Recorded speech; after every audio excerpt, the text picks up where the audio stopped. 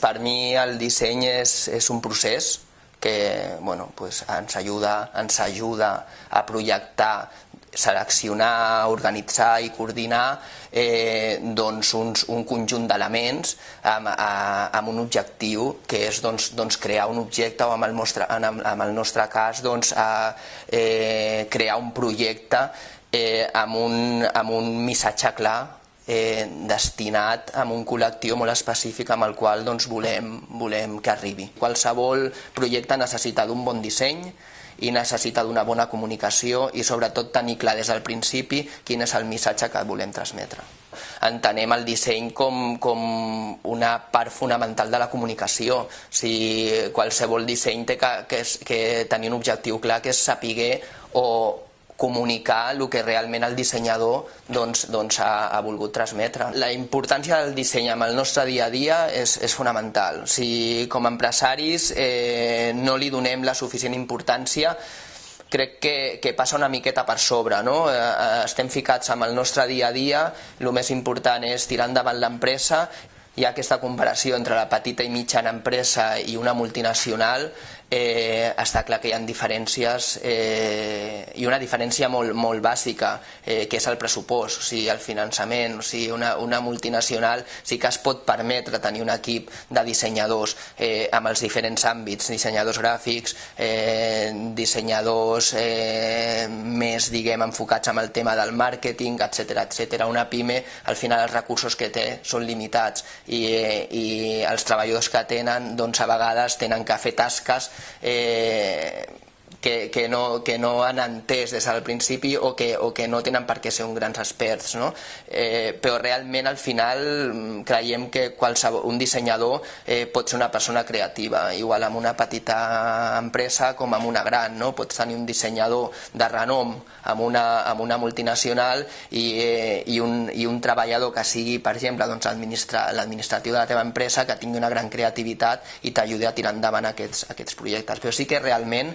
hi ha una diferència, la diferència radica bàsicament amb l'equip humà que pot tenir una gran i una petita. Nosaltres intentem sempre mantenir una línia tant amb la imatge corporativa com amb els espais amb els quals treballem. Creiem que és important perquè al final la teva imatge amb la qual et visualitzen una persona abans de conèixer-te o abans que tu li puguis transmetre verbalment el que és la nostra associació, la CEDE, quan entra a la nostra pàgina o passa per aquí per al carrer i veu la nostra imatge, ja directament intentem que aquesta imatge transmeteixi el que la CEDE està treballant durant aquests 15 anys. El disseny, en el cas d'un dissenyador gràfic, és també saber entendre el client, les seves necessitats i saber transmetre amb un dibuix, amb un logotip, amb una imatge corporativa el que és aquella empresa o el que el client sent. I en paraules a vegades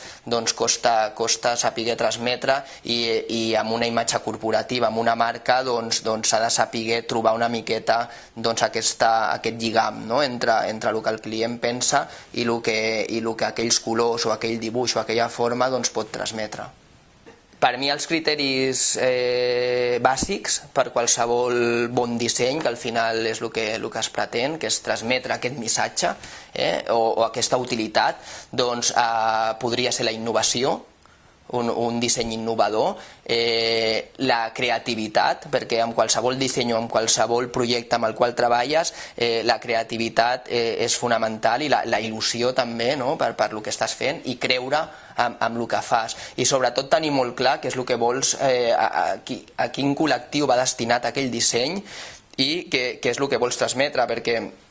pot passar que hi hagi col·lectius que no acabin d'entendre l'objectiu final i en canvi un col·lectiu molt determinat ho tingui clar i sàpigui veure el que l'artista o el dissenyador ha volgut transmetre. Jo crec que els errors principals que es cometen amb els dissenys a vegades és la falta de temps. La falta de temps, les presses, és una frase feta, però les presses no són bones mai, i també la falta de pressupost. A vegades iniciem qualsevol projecte o qualsevol disseny amb uns mínims que no ens deixen realment finalitzar aquest projecte amb les expectatives que havíem creat al principi, i anem baixant aquest pressupost fins que al final no assolim, no el materialitzem de la manera que volíem al principi, però de totes formes continua tirant endavant perquè és necessari, en el nostre cas per l'empresa. I crec que és un problema que es troben totes les petites i mitjanes empreses, que és primer la falta de recursos. O sigui, quan iniciem qualsevol projecte anem trobant molts pals a les rodes amb el sentit aquest, a nivell de finançament, a nivell d'equip humà, etc. I això limita molt els nostres recursos per poder tirar un disseny o un projecte endavant. Un dels errors més comuns que habitualment veiem,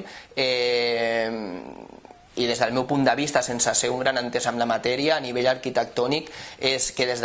del primer moment es dona molta importància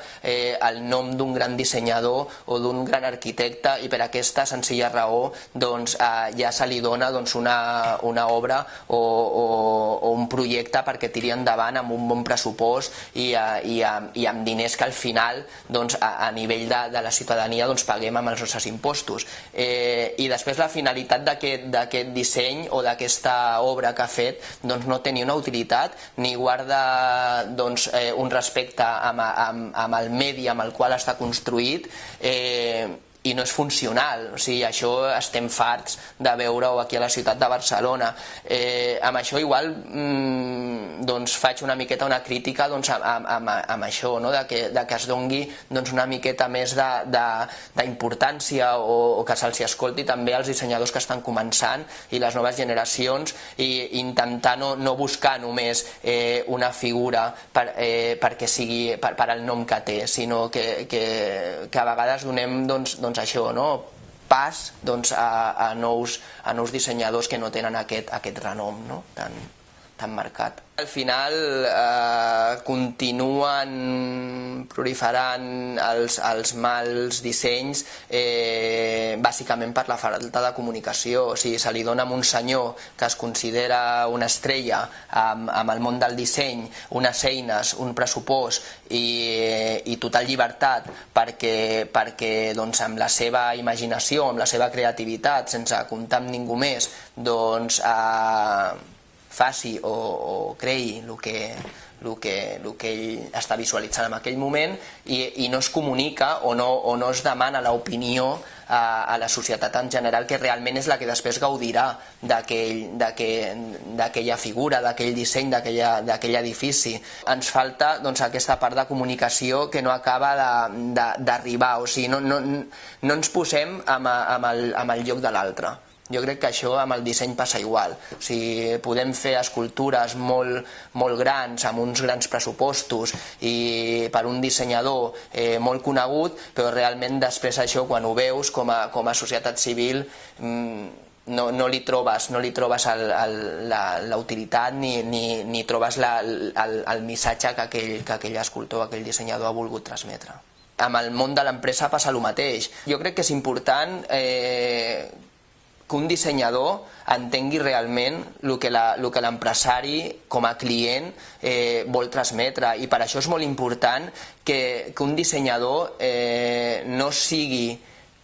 no agafi qualsevol feina, sinó que s'especialitzi molt, sobretot sempre parlant des del món de l'empresa, que s'especialitzi en uns sectors molt concrets. D'aquesta manera li donarà aquesta experiència i aquest contacte més directe i més real amb l'empresari, i al ser un expert amb el seu sector sabrà transmetre el missatge que l'empresari necessita per fer més clients o per tenir una molt bona o millor imatge.